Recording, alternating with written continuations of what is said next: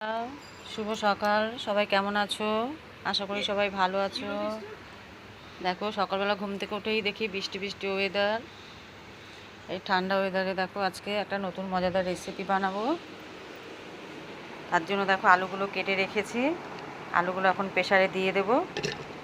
দেখো প্রেসারে আলুগুলো দিয়ে দিয়েছি। এবার একটু নুন দিয়ে দেব, একটু হলুদ দিয়ে দেব, আর দুটো তিনটে কাঁচা লঙ্কা দিয়ে দেবো। এবার একটু জল দিয়ে সিদ্ধ বসিয়ে নেব। দেখো এদিকে প্রেশারটা বসিয়ে দিয়েছি, আলুটা সিদ্ধ হোক ততক্ষণ এদিকে একটা চাটনি বানিয়ে নেব। তার জন্য দেখো নারকেলগুলো কেটে কেটে টুকরো করে রেখেছি, আর এদিকে দুটো কাঁচা লঙ্কা, আর একটুখানি আদা, আর এই সাদা গোটা জিরে, আর কিছুটা বাদাম, এদিকে একটা চাটনি বানিয়ে নেব। চাটনির পেস্টটা বানিয়ে নিয়েছি, আর দেখো ঘন হয়েছে, তার জন্য মিক্সিটা ধুয়ে একটু জল দিয়ে দেবো। এদিকে দেখো পেস্ট মানে জল দেওয়াতে এরকম করে পাতলা বানিয়ে নিয়েছি। চাটনিটা তৈরি করবো এবার, তার জন্য একটা তড়কা দিচ্ছি। এটাতে সাদা তেলটা বসিয়ে দিয়েছি। তার মধ্যে দেখো একটা শুকনো লঙ্কা, একটুখানি জিরা দিয়ে দেবো, একটুখানি সর্ষে দিয়ে দেবো, আর একটুখানি লবণ দিয়ে দেবো, আর একটুখানি কারি পাতা দিয়ে দেবো।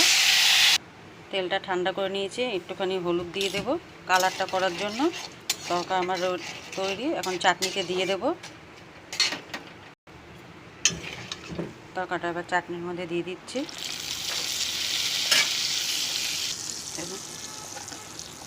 কত সুন্দর লাগছে তরকাটা দেওয়ার পরে। তৈরি হয়ে গেছে চাটনি। একটুখানি চিনি দিয়ে দিই, দেখাতে ভুলে গেছিলাম আগে। এদিকে ধরো তেলটা বসিয়ে দিয়েছি, গরম হয়ে গেছে। ফোড়ন দেবো 5 ফোড়ন আর একটা শুকনো লঙ্কা। আর এদিকে একটা মশলা তৈরি করে নেবো।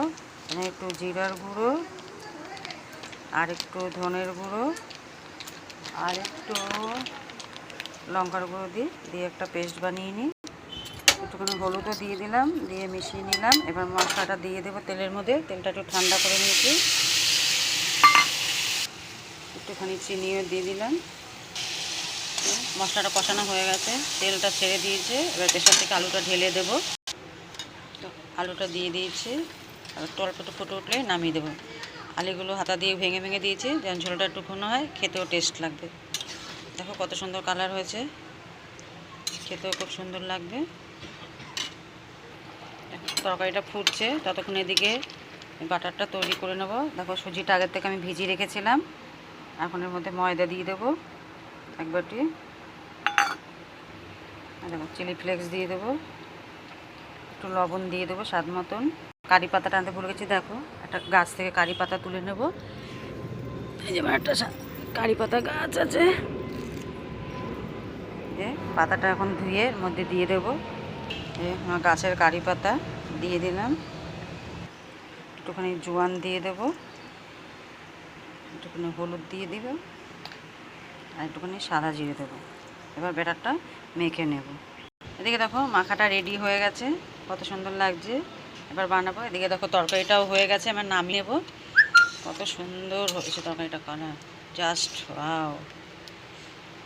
জাস্ট একবার শুধু খেতে হবে।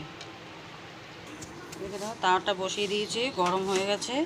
এবার এটা বানিয়ে নেব।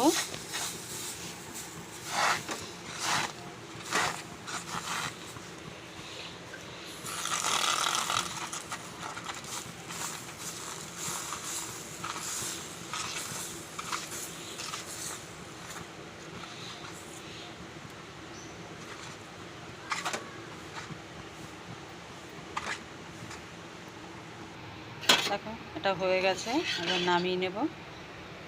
কত সুন্দর হয়েছে, উঠে গেল। তেল লাগবে না, তেল ছাড়াই করে দেবো।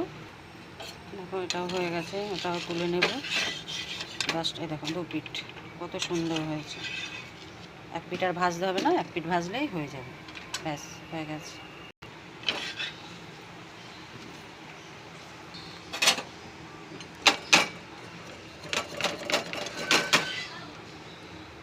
সকালে তৈরি হয়ে গেছে আমার মজাদার টিফিন।